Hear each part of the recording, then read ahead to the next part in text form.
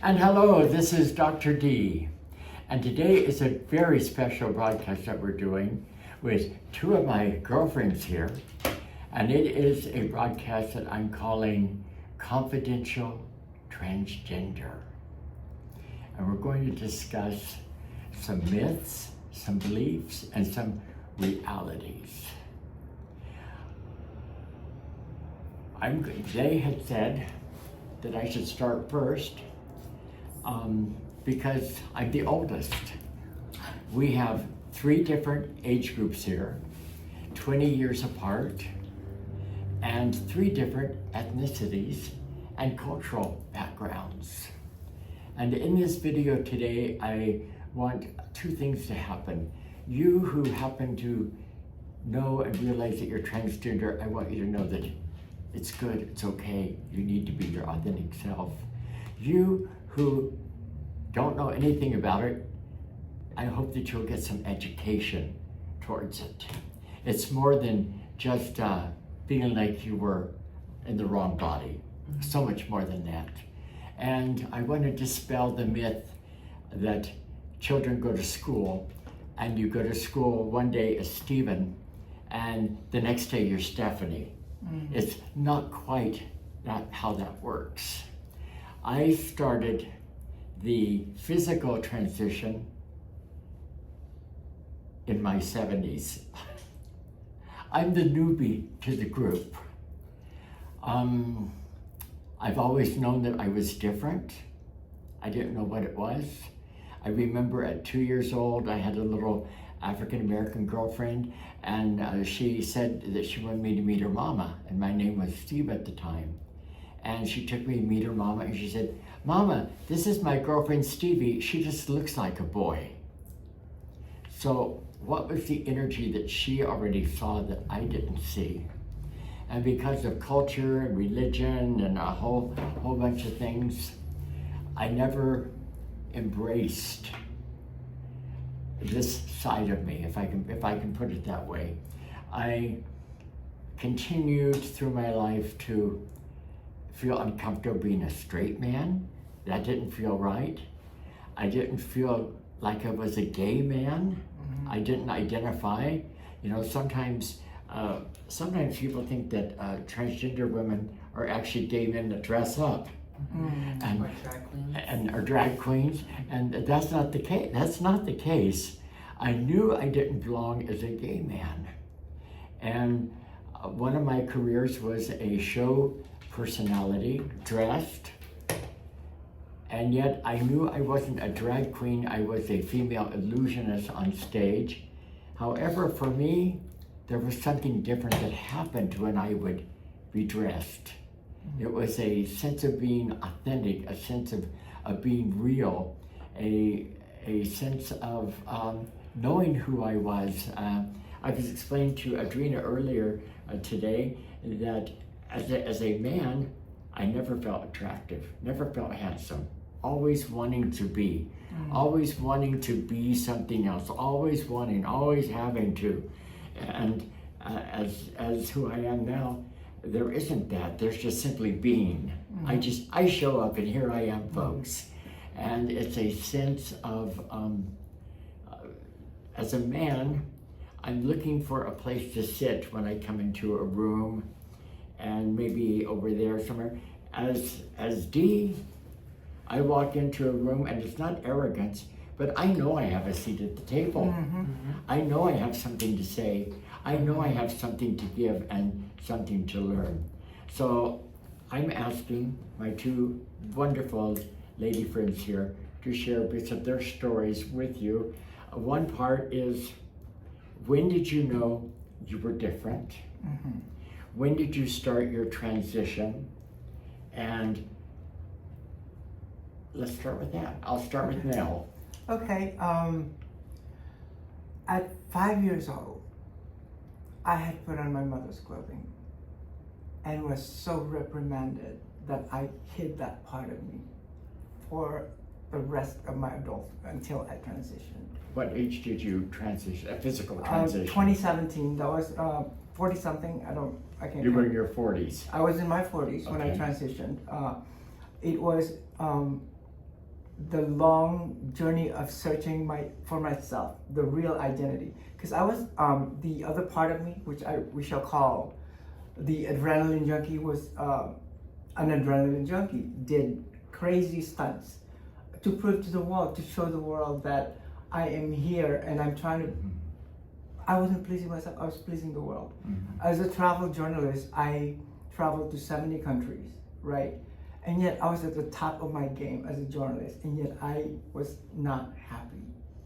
So there was something amiss with that. And then when I figured it out, it was like, I cultivated, I dug deep to find that authentic me that is living happily ever after, married, in a house, so that vision of a dream is actually my truth now. It's my everyday life.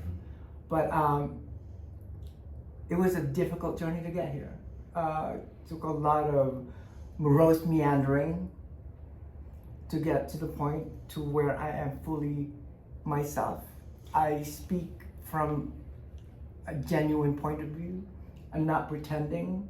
I truly am genuine as I can be at every second that I exist in this world. Now, you've had some physical surgeries and things, correct?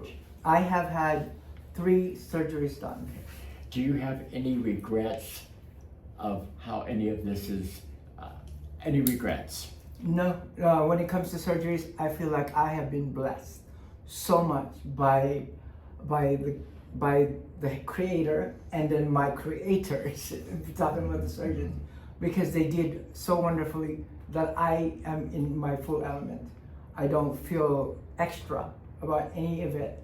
And I feel really grateful. I'm grateful that it turned out the way that it did. And you, my dear. Hi. This is Audrina. Hi. So for me, I transitioned in 2019, 2020. And so what would that now. age? What would that age group be? Well, I'm 38 now, so yeah, maybe like 5-6 years ago. Okay, in the I 30s. transitioned, and I was working for 2 jobs at the same time. Luckily, COVID had hit, and I know COVID has a lot of sadness and grief for a lot of people, but for me, COVID was probably one of the best things that happened because I got sent home from both jobs, and I was able to work from home from the county job, and I was also able to wait till the mall reopened up for my second job. So I remember calling my mom and I told her I want to transition, and she said, now is the time, call your insurance. And at a young age I was diagnosed with leukemia. I had 2 types, AML and ALL leukemia, and I was telling Dee earlier, I remember I would, there's pictures of me and I had chemotherapy, I had bald spots in my head, holding my grandma's purse, my mom's heels, and I loved the nightgown that they make you wear there because it looked like a dress for me. And I remember I always liked boys, only hung out with girls in high school. So I was always too feminine to be a boy, but for me, I was a confident gay boy when I was. I'm not gonna lie, I really was. And a part of me, I still carry the Andy today because that was my old name, and you know that's now my middle name. Changed it from Andy Y to ANDEE. And you know, when my transition hit, I went and did some physical changes as well. And for me, that's what helped gain some confidence for me. You know, I've done 4 surgeries, different surgeries, but 4 of them to transition into the beautiful woman that I wanted to become. You know, and I remember at a young age, I used to always be like, I'm never gonna be able to look like a woman. I remember that. I remember crying late at night, like I'm never gonna be able to look like a woman. I always idolized women, and I think the strongest woman who I wanted to be like and look like is my mom. You know, and I remember sitting there and watching my mom do her makeup, and she still does the big hair and it's really high, and her eyelash, the same way she does her makeup, I do a lot of my makeup the same way that she does it, you know, and I take off my makeup kind of like she does sometimes. And I remember my doctor's telling me you shouldn't do 4 surgeries in 1 year, and I did 4 surgeries in 1 year because I realized that I'm a strong survivor. If I can survive cancer, I can survive addiction, and it is only going to enhance me to be the confident woman that I wanted to be. And I remember a time in my life when I was on drugs, and when I look back and think about it, the drugs, I used to use that to mask the feelings of who I didn't know what I was or where I fit in or where it was. And today I can say, like, I remember back then I was in a dark place and I didn't want to live. And today, now that I have blossom into this beautiful proud transgender woman that I am. I want to live today, you know, and it's, I'm grateful for my family's support. I had tons of family support when I did it. My mom was there for every surgery. And Did you have family support? I did. It didn't really matter to them. What happened was, I'm going to transition. And then I just introduced my new name. And then it was like auntie. It was auntie right away. It did not feel like there was any friction there. So it didn't matter because they knew the core of me. Because they were not losing the core of me. Mm-hmm. So that's what happened. I think I'm interrupting you. That's okay. Anyway, although the physical part of me has started in late in life, and the two of you have seen. Yeah. I mean, Yeah.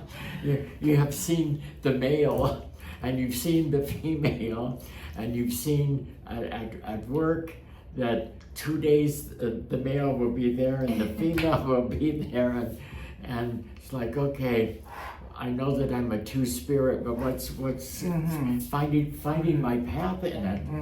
But you mentioned the core, and I remember, maybe 30-something years ago, I met a woman by the name of Damien, and she was a singer, and we were going to be entertaining on the same docket together, and bands there and everything. So people like bitch and moan. Oh, I want to be the next. I want to do. Oh, the lady's not here. This time right here.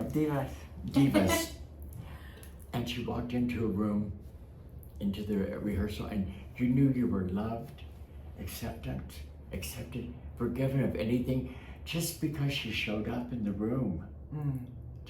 She didn't say a word. And I remember at that time, because I was going to change my male name to another male name, you know, I certainly wasn't going to be transitioning to a female at that time. It was no, a religion won't let you do this. It's a process. It's a problem, you know, because religion is different than spirituality. Right. But in that moment, I said, "That's for me. That's for me."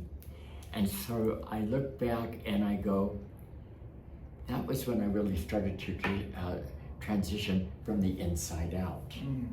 You know, from the core of who I was, and the core of my fears turning into faith, my pain turning into purpose, as I've said, and that in the 70s, I'm like 76 now. I know, I don't look it. But the outside is just catching up with the inside of who I am. So back to you, I interrupted. It's okay. It's okay. What else would you like to know? My mind right now is asking this question. How do y'all feel like you fit in the transgender community? May I go first? Yeah. Okay. I fit in the world. I do not compartmentalize my identity in that way that, okay, you gotta go with that. I do believe in giving back. So I do present myself for opportunities that serves that community. But as far as trying to get a seat at the table, that transgender table, it's not for me. I feel like I can go have a seat anywhere I want, because that for me is important, to be seen for not what that element or that aspect of my life is, to be seen as a human being that is equal to everyone else. By going to that table of transgender, kind of labels me and limits my opportunities. So that's how I feel about that.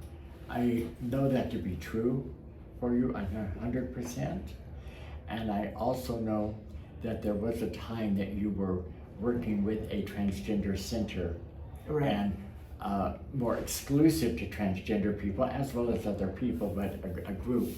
And the one thing that I have heard over and over and over about you is, and talking with people in that particular group, is that I would not be here today had Nell not inspired me and guided me.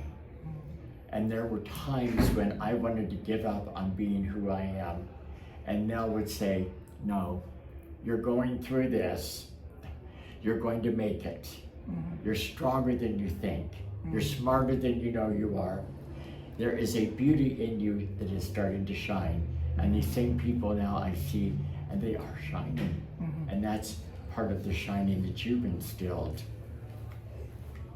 For me, I kind of agree with Nell.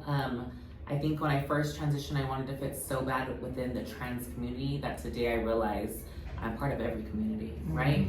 And I don't want to segregate just trying to fit into that community, you know. And for me too, I remember I had a sponsor who told me, you want everyone in the world to accept Audrina, but when are you gonna accept Audrina?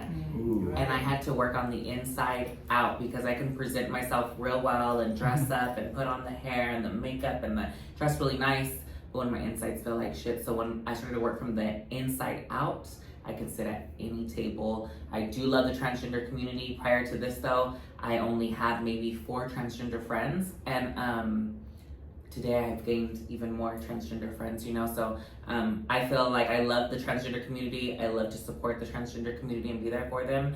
And I'm grateful for the ladies who walked me before me, you know, and gave us the path to feel like who we really truly are. Do you feel that transgendered women are wanting to be perceived as cis women, or That is not the case with me. I present myself for Nell. I don't present myself based on the standards of others. I think that's a very dangerous game to play, is when you start comparing yourself with other people's journey, because yours is your journey. yes, It is authentic to yourself. It is authentic to your truth. Having said that, the standards should be set by you, according to you, not by a magazine, not by the Kardashians, or what they wear, or what they're wearing these days, or anybody else. It should come from within. I think when that heart is beating authenticity, then it will shine through. beautiful. And I know for me, when I first transitioned, everything that I said and talked about, I wanted everyone to know I was trans. Everyone. I was screaming at the top of my lungs. I was so loud and proud. And then, you know, I did some step work, and I got to learn that, like, there's so much more to Audrina than just being a trans woman, you know. And I don't hide that I'm trans. I am still a loud, proud transgender female, but I had to work on myself to learn that there's so many other things to Audrina than just being trans. And I will never take it away from a cis woman. I am not a cis woman. That isn't my goal. I will still always say that I'm a transgender woman, and I hold my own space in our own category, you know. And to the cis women, I know, like you said, it gets really tricky and toughy, but I will never take away from a cis woman.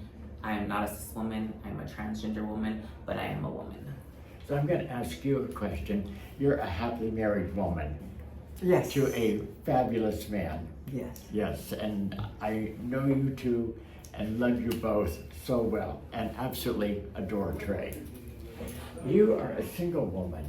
I am married in 2022. I was in a relationship on and off for about 5 to 6 years. Now, is that as a trans woman, Okay. yes, with a straight man. And I just filed for divorce recently. So, when you want to know this question, and I want to know this question, Hit the popcorn. because when men ask you out, what type of man asked you out? I think society has a stigma on men who are into trans women. They see them as gay. And I don't believe that. I present as a woman daily. Yes, I'm trans, but I present as a woman every day. I do my hair, my makeup, I present woman. I'm not ever who I used to be, right? I feel like the men that I date are straight men who are into women, who look like women, and I fit in that category. So I always say I am into heterosexual men, straight men. There you have it. For me,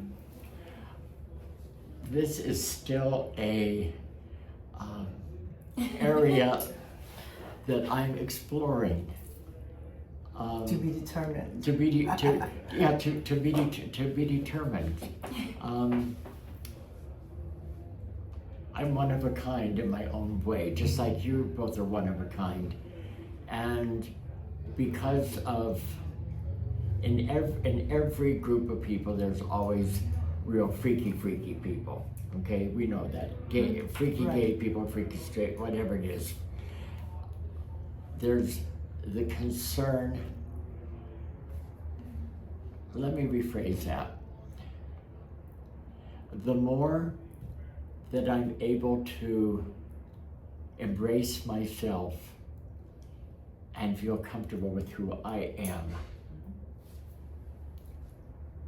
the less I fear the acceptance of someone else. That part. And I know in my professional life, there is no fear. Period. There is no fear. And I know I'm a fashionista in my the bracelet. Okay, I know that. But in my private life of wanting to go out with somebody, I could go out with one person and feel comfortable if I go out with that same person. And it doesn't have to be about romance. Right, well. But it would be nice to be. Yeah. Okay. But to cross that bridge and maybe actually date a few people, I'm scared in that still. Now, am I scared of me not accepting myself in it? Or is it just a fear because it's so new?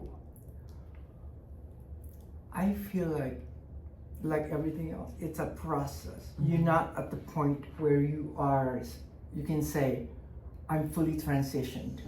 Up until you get to the point where I'm like, oh, this is what fully transition means to me. You're not yet at your fullest, most authentic self. You're getting there. Until you get to that point where like, oh, this is it. Then that's when you start feeling the genuine authenticity that we talk about. Because it's a journey to get to that point. It's a real journey. Yeah. So when, now I feel like I've been fully transitioned for a couple of years, I will not take away anything. I feel so blessed and so happy that I get to wake up with my husband next to me. I get to go to sleep with my husband next to me, and that is not an act. It is what it is. And I'm okay with that. I think Now you're in dating mode right now. I am actively dating. Yes, I am I'm actively dating. Hit up my manager. No, I'm just kidding. Just kidding. No, I'm actively dating. Yes. I'm so used to being in a relationship, right? So when I was Andy, I never had a relationship, and all I ever wanted was love, right? So I looked for love in all these wrong things when I first became Audrina. I looked in love from, the criminal, the ankle monitor, the bad boy, the cholo, the gangster, and then I married one. And then, I started getting in these relationships, as Audrina, and I had so many different relationships, and then I got married, and then, relationships in between that when we break up. And I learned that, right now, I don't need a relationship. I learned that right now I wanted so much love from everyone in the entire world, especially the men, right? That I have so much love for my family and my friends, my job, that I don't really need anything else right now to make me feel whole. So I kind of feel like this is my time for me to heal still, right? Heal, keep growing, and keep glowing. I think as long as your relationship with yourself is 100%, then you don't need nothing or anyone.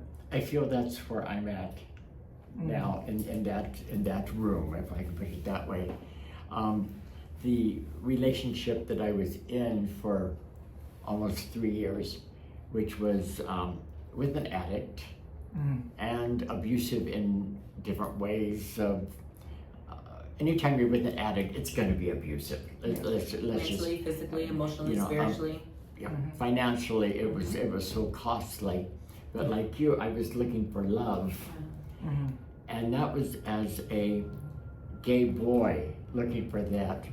That I find the more that I am embrace who I really am at the core, I find myself saying, who I really need is me.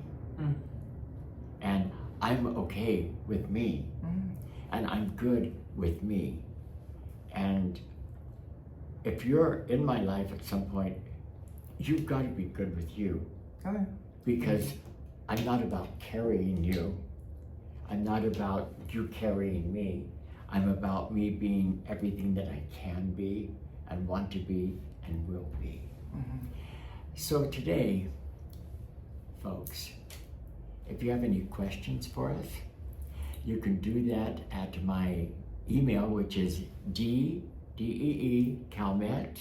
CALMETT, @gmail.com. And either of these ladies will be happy to share with me the wisdom that they have from their journey too, and we will try to answer your question. Can we share one more thing real quick? You can share anything. The thing that we talked about earlier is there's such a myth that all transgender women are sex workers. Yes. Oh, yeah. The reason why Dee first asked us to do this video was because we are all working women of real jobs, right? Yeah, we're not working girls. Yeah.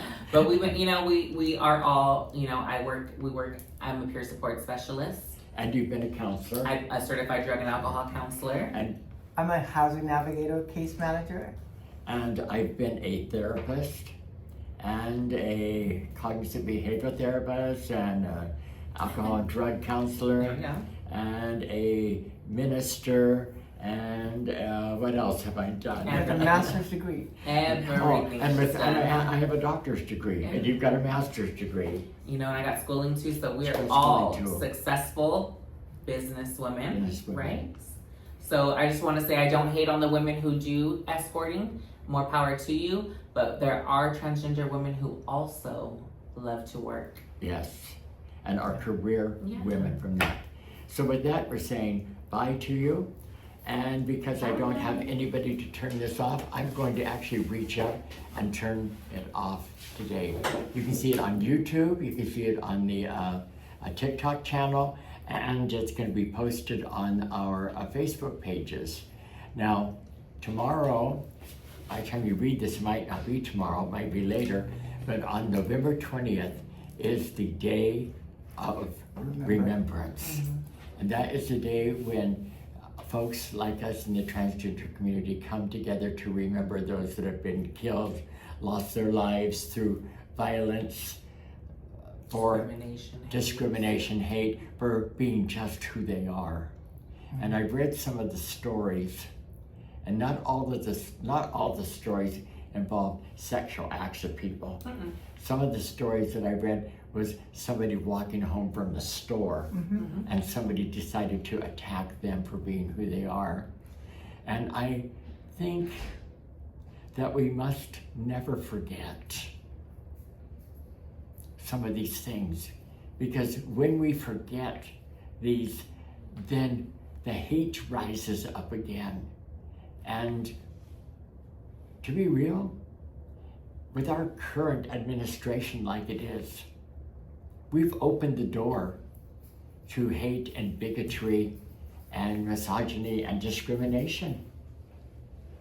And actually, the truth is, we are here, all of us, to be the expression of love on the planet. And we're the expression of love we don't have judgment and hate going on. And with that, till I see you next time, or you see me next time, bye. Thank you, Happy girls. Transgender Awareness Thank Month. you, girls. Bye. Hi.